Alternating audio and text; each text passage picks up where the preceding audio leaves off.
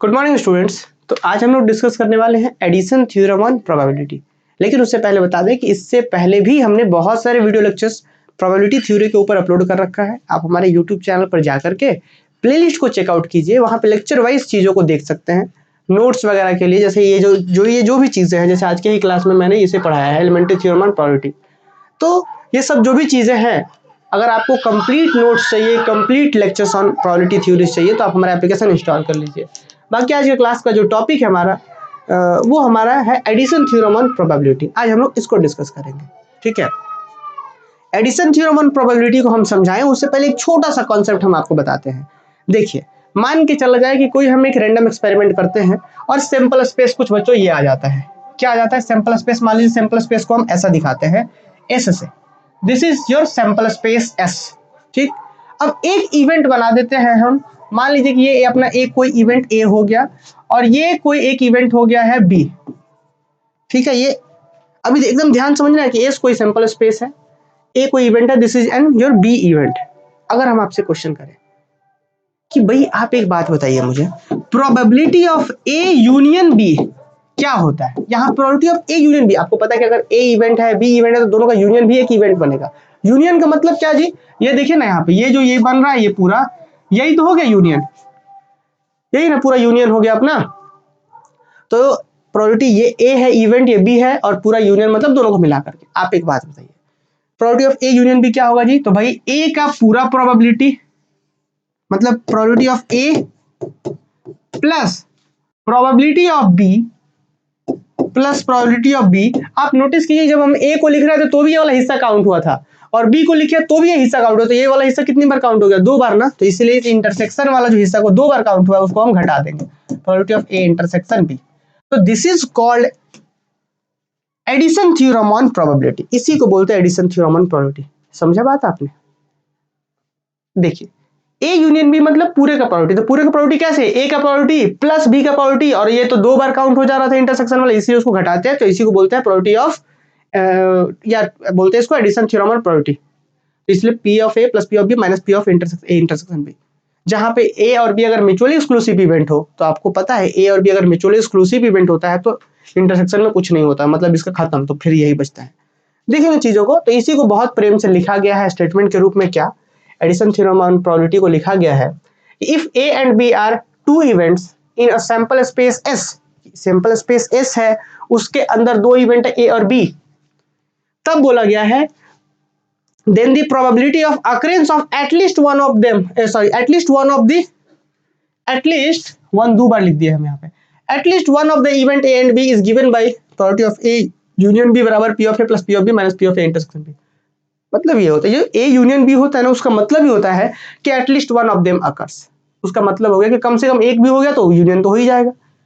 तो A और B अगर कोई 2 इवेंट्स है सैंपल स्पेस S के अंदर, तब मुझे ये प्रूफ करना है कि A यूनियन B का जो प्रोबेबिलिटी होगा P of A plus P of B minus ये होता है। और ये वेरी वेरी इंपॉर्टेंट एग्जांपल्स है, sorry very very important theorems है।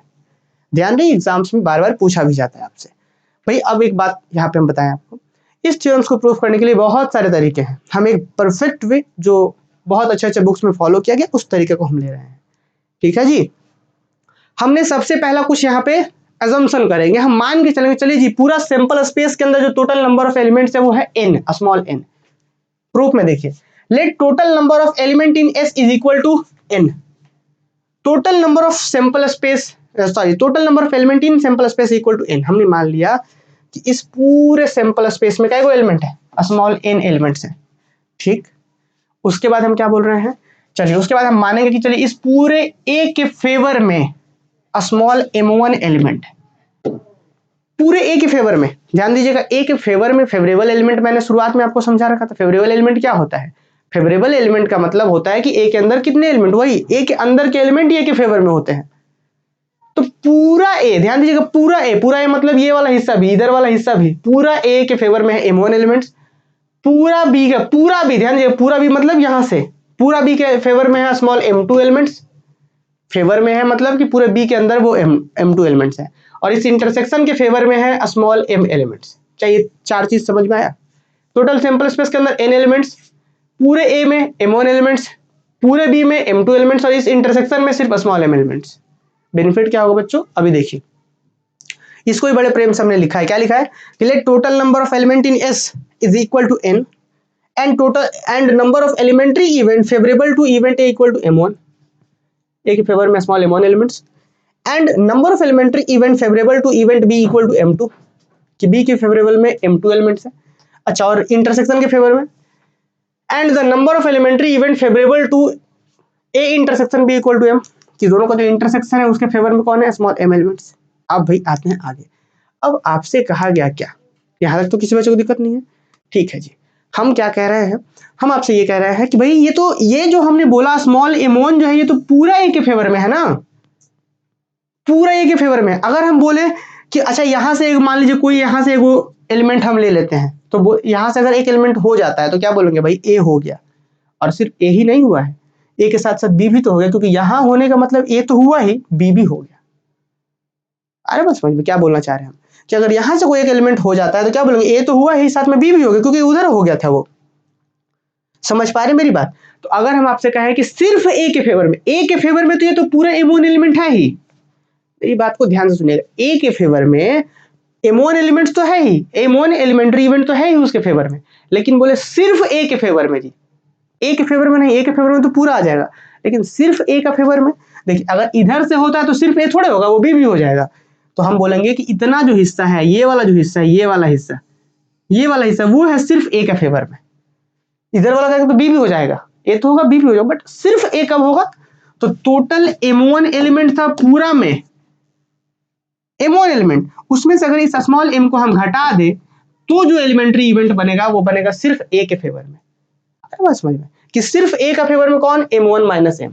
उसी तरीके से सिर्फ बी के फेवर में कौन, तो ये टोटल यहां से ये चीज, ये वाला हिस्सा टोटल m2 था, उसमें से m घटा दिए तो वो बी के फेवर में। तो देखिए क्या लिखा है आपने, number of elementary event favourable to A only, सिर्फ ए के फेवर में कौन है, m1 माइनस m सिर्फ। एंड क्या बोला गया है, सिमिलरली नंबर ऑफ एलिमेंट्री या number of elementary event favourable to B only m2 minus m।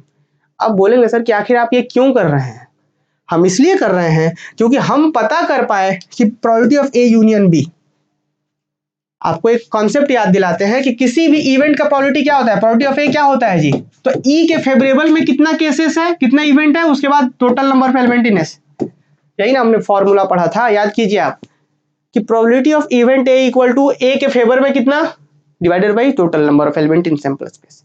इसी कॉन्सेप्ट का यूज करेंगे। तो पहले बच्चों हमें निकालना है कि probability of A union B, हमें अगर ये निकालना है तो पहले हमें ये ना करना पड़ेगा कि इसके यूनियन के फेवर में कौन कौन है।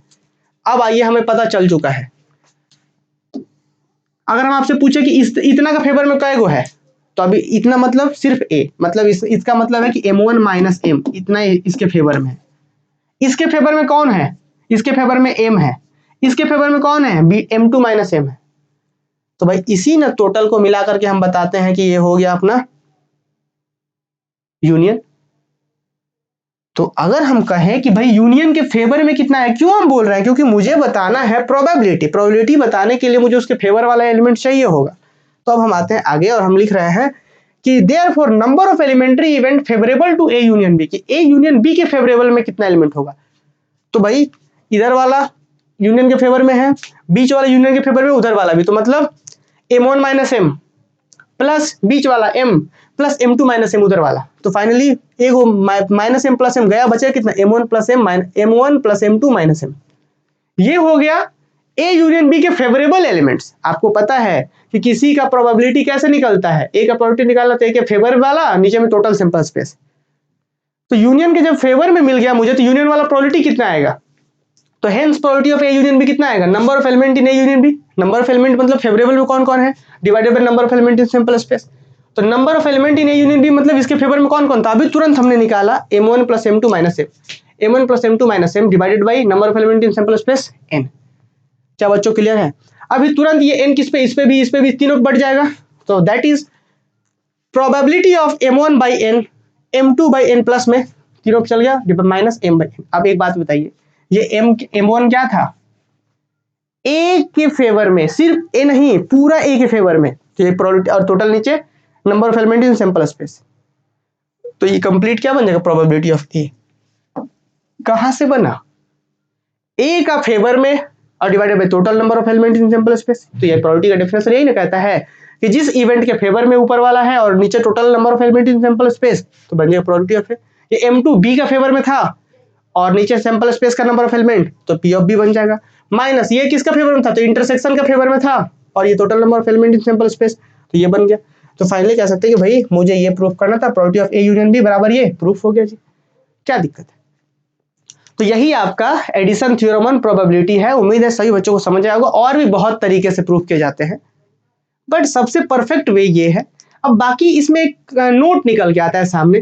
क्या नोट आता है सामने, if A and B are mutually exclusive event. मैंने शुरुआत में भी आपको बताया था म्यूचुअल एक्सक्लूसिव इवेंट क्या होता है, मतलब आपस में कुछ भी इंटरसेक्शन कॉमन नहीं रहेगा। तो अगर ए और बी म्यूचुअल एक्सक्लूसिव है तो ए इंटरसेक्शन भी 5 होगा और ए इंटरसेक्शन भी 5, और 5 का प्रोबेबिलिटी क्या होता है, इम्पॉसिबल इवेंट का प्रोबेबिलिटी 0, मतलब ए प्रोबेबिलिटी ऑफ ए इंटरसेक्शन भी 0 होगा। और ये 0 होगा स्टूडेंट, ये जो म्यूचुअल एक्सक्लूसिव हुआ तो ये 0 मतलब खत्म, तो बचेगा सिर्फ ये। अगर ए और बी म्यूचुअली एक्सक्लूसिव होता है तो ये होता है probability of A union B बराबर P of A plus P of B. तो ये भी ध्यान रखना कि कहीं पे फॉर्मूला ये भी हम यूज करेंगे। कब यूज करेंगे, जब ए और बी म्यूचुअली एक्सक्लूसिव हो तब, और नहीं होगा तो फिर माइनस करना होगा इंटरसेक्शन।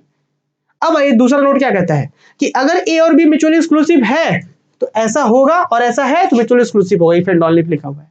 और नेक्स्ट वन आगे आइए, और प्रोबेबिलिटी ऑफ ए और उसका कंप्लीमेंट आपस में, पता है कि इवेंट ए और उसका कंप्लीमेंट आपस में क्या होता है, म्यूचुअल एक्सक्लूसिव, कुछ भी कॉमन नहीं होता है। ए इधर है और बाहर में ए डैश है, तो जब कुछ भी कॉमन है तो म्यूचुअल एक्सक्लूसिव है, म्यूचुअल एक्सक्लूसिव है तो ऐसा लिख सकते हैं probability of A union A dash बराबर P of A plus P of A dash. तो ये था अपना एडिशन थ्योरम ऑन प्रोबेबिलिटी। उम्मीद है सभी बच्चों को समझ में आया होगा। और बाकी इस थ्योरम्स का नोट्स या जो भी चीजें आप स्क्रीनशॉट ले सकते हैं, या फिर आप हमारा Dhanbad maths academy application install करके कंप्लीट कोर्सेज को पढ़ सकते हैं बहुत ही अफोर्डेबल फी में, और वहाँ पे नोट्स वगैरह भी बहुत सारी चीजें हैं। तो उम्मीद है कि आप हमारा टेलीग्राम चैनल और हमारा एप्लीकेशन इंस्टॉल कर चुके होंगे। मिलते हैं अगले लेक्चर्स में। Thank you.